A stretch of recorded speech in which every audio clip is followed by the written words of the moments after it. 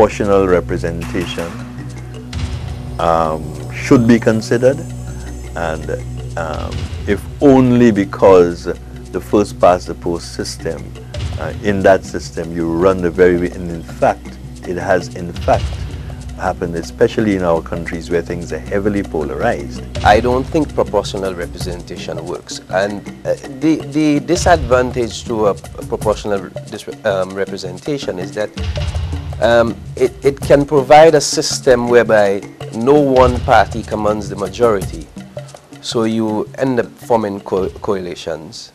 And we've seen over the years all over the world that coalitions can be disastrous for the implementation of policy. In most societies where you have PR, proportional representation, it's because there are divides in the society, either racial or nationality.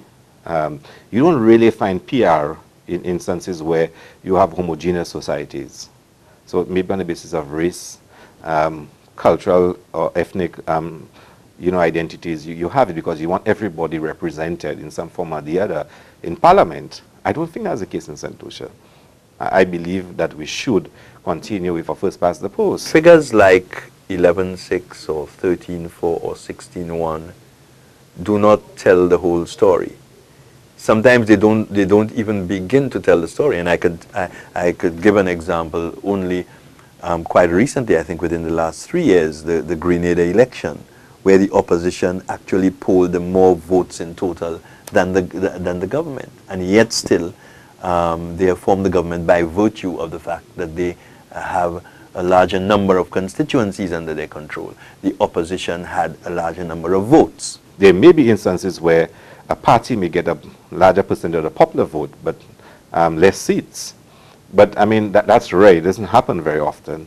I know it has probably happened a couple of times in the Caribbean, but I don't think it's often enough for us to warrant a change. Let's take the absurdity that happened in 1997, in which the Labour Party won 60% of the votes and got about 90% of the seats.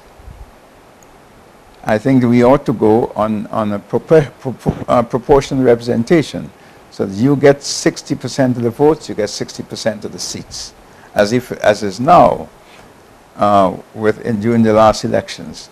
If we had gone on proportional representation, the Labour Party would have got a higher amount of seats because they had more than 40% of the votes.